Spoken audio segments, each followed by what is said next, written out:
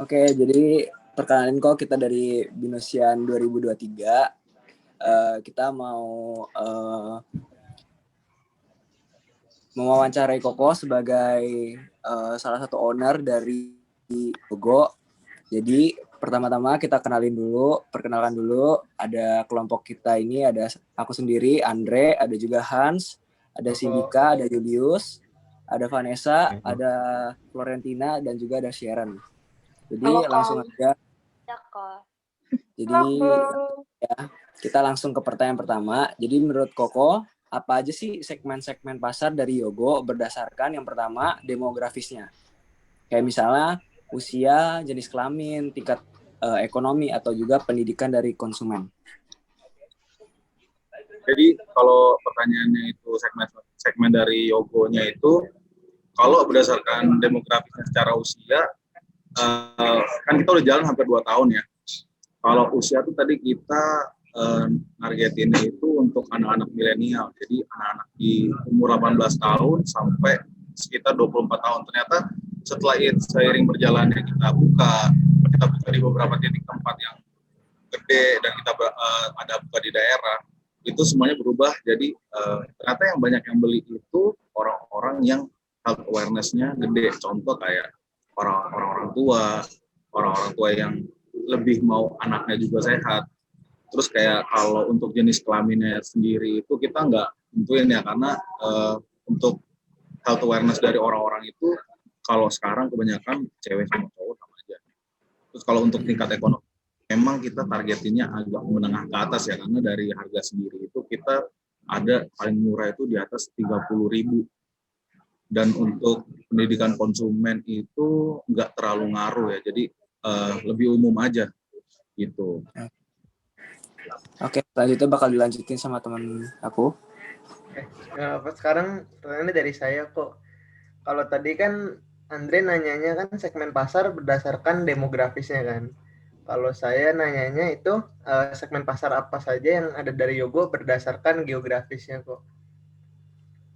Untuk pertanyaan di segmen geografisnya itu kita nggak terlalu, di Indonesia itu kan kita geografisnya hampir sama ya. Jadi kayak kalau untuk geografis mungkin kita nggak terlalu nentuin, karena mungkin kalau ini ada case-nya di Malang ya. Di Malang itu tempatnya dingin. Jadi tadinya kita nggak mau buka sama sekali untuk kayak di Malang, di Bandung. Itu kita tadinya nggak mau buka sama sekali, tapi ternyata banyak juga yang mau buka franchise. Akhirnya kita coba di Malang, yang tempatnya lebih dingin daripada kayak Tangerang, Jakarta, Batam, Medan. Dan akhirnya mereka buka dengan konsep seperti Yogo Cafe. Dan akhirnya kita kembangin. Jadi kan produk Yogo itu tadinya cuman jus yogurt. Sampai akhirnya kita buka di Malang, akhirnya kita buka dengan konsep yang lebih berbeda, yaitu kita buka kafenya sendiri, kita buka secara seperti kayak kalau kalian tahu kayak Konggi atau enggak kayak Dennis Hadi Kitchen. Akhirnya kita buka juga dengan menu yang berbeda seperti salad bar. Terus kita buka juga kayak menu jus yogurt tapi dicampur dengan kayak ada bowl-nya dan lain-lain gitu. Okay. Thank you kok. Nah, untuk pertanyaan selanjutnya dari aku kok. Jadi pertanyaannya, kalau misalnya tadi udah dari demografis dan geografis, sekarang untuk perilakunya sendiri. Sifat pembeli apa yang menurut Koko ada di produk Yogo gitu? Apakah mereka impulsif yang langsung sekali beli, mikir mau beli, udah langsung beli, atau yang harus dulu berhari-hari atau bahkan berbulan-bulan gitu? Jadi kalau untuk pertanyaan di segmen perilakunya itu, kalau pelanggan itu ketika ingin membeli produk itu, kita nggak lebih kayak, mungkin mereka nggak akan mikir kayak untuk berbulan-bulan atau gimana, karena segmentasinya itu kita lebih kayak, mereka ngeliat produk kita itu memang lebih di health awareness ya.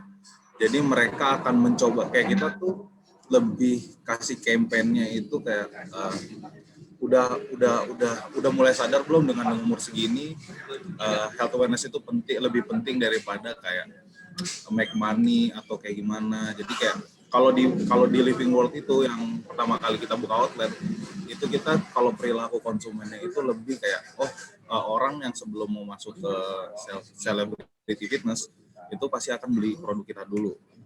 Terus setelah dia juga udah dari celebrity fitness, itu biasa mereka beli lagi karena apa? Itu substitute mereka untuk makanan sehat, konsumsi produk sehat. Jadi ya kayak untuk perilakunya itu lebih kayak mungkin nggak secara impulsif ya, karena mereka gue dengan lifestyle gue yang sehat, gue juga butuh produk yang sehat. Jadi lebih kayak gitu sih.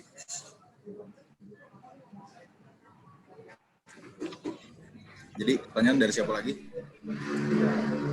Sekarang gantian aku mau nanya, menurut Koko segmen dari segi psikografisnya itu kayak gimana ya? Jadi kayak keyakinan, nilai kepribadian, sama gaya hidup pelanggan. Jadi yang tadi udah dijelasin kalau Yogo itu lebih ke health awareness-nya ya. Jadi kalau untuk psikografisnya itu untuk nilai dari produknya sendiri itu kita lebih tekanin di ya mau hidup sehat itu ya produk kita harus kita dikonsumsi. Nah, untuk gaya hidup pelanggannya juga itu biasanya di gaya hidup pelanggan yang udah kita temuin itu mereka lebih kayak orang-orang yang kesehatan itu lebih penting. Kesehatan untuk keluarga itu lebih penting daripada kayak gue konsumsi. Ini kayak misalnya yang kemarin udah sempat booming itu kayak bubble minum boba-boba kayak gitu-gitu kan. Nah, jadi mereka itu kalau untuk kepribadian dan gaya hidup pelanggannya itu mereka semua yang beli produk Yogo minimal pasti 70% ke atas health awareness dari individunya itu pasti di atas 70% gitu.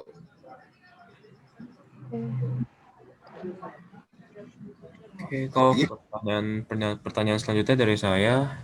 Jadi setelah Koko mengetahui segmen-segmen pasar yang ada, target segmen apa sih yang Koko pilih dan dianggap sesuai dengan produk yang Koko jual? Nah, setelah jalannya Yogo ini udah hampir setahun lebih itu, akhirnya kita punya segmen pasar yang kita pilih itu yang sesuai dengan produk yang dijual itu, kita lebih nggak mikirin lagi secara campaign health awareness atau gimana, karena produk Yogo ini udah orang-orang tuh lebih tahu kayak minuman ini itu nggak health awareness banget. Kenapa? Karena banyak juga orang yang minum karena suka sama rasa buah-buahnya ya. Terus kayak keunikan dari minumannya juga dia jus tapi pakai yogurt dan buah-buahan yang jarang ada. Contoh kayak kita punya ada menu tuh Starlord. Jadi kita kasih kiwi sama belimbing tapi dikasih jus juga. Jusnya itu dikasih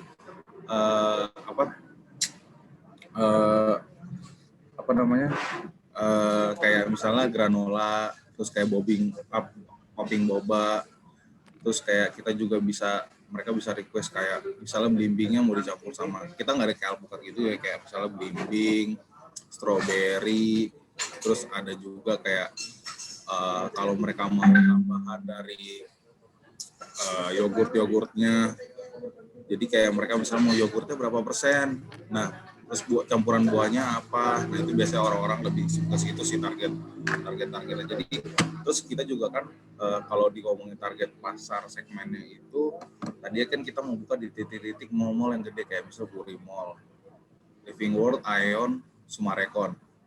Tapi setelah jalan juga akhirnya kita mikir kayak ternyata di Lebak Bulus itu banyak yang nyari, di Batam itu banyak yang nyari, di Surabaya pun banyak yang nyari, sampai akhirnya orang-orang di sana itu lebih kayak reach kita dari account Instagram, account LinkedIn kita masing-masing kayak franchise di sini bisa nggak, master franchise di sini berapa, bisa kita meeting atau enggak, bisa kita yang nyamperin atau kalian yang nyamperin, kita mau tes produk.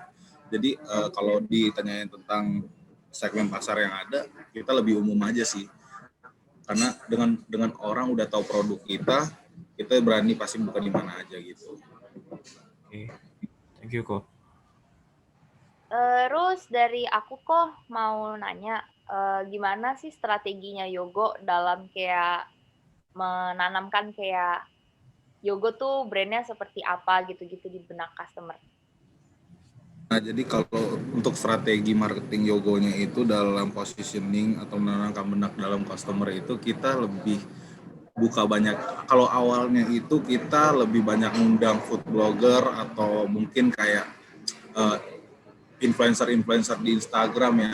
Tapi kita kalau kemarin itu lebih banyaknya di food blogger sih, karena kita punya produk itu bukan, kita nyari hype-nya bukan untuk kayak oh ini minuman enak, oh ini minuman lagi booming, enggak, tapi kita lebih akan naikin health awareness-nya. Jadi kita kemarin itu banyak marketing di nanti datangin food blogger kayak misalnya Next Carlos atau siapa. Oh ya. Kita juga banyak kayak masukin ke, kalau kemarin itu kita 2 tahun ini banyak kayak masukin ke bazar-bazar kayak di Kokas dan kayak di Pondok Indah Mall gitu-gitu. Thank you, Kak. Oke, jadi pertanyaan aku selanjutnya itu mengenai marketing mix dari yang udah dijalanin Yogo. Jadi contohnya ada produk-produknya Yogo itu apa aja, terus harganya gimana, pemilihan tempat, dan juga promosi dari Yogo sendiri. Nah, untuk marketing mixnya Yogo itu kita untuk produknya itu kita kemarin itu lebih kayak produk ini akan masuk di mana dan kita akan nargetin siapa. Jadi produk kita itu memang untuk, kalau dari awalnya itu untuk marketing mixnya itu kita masukin ke orang-orang tua yang udah tahu health awareness.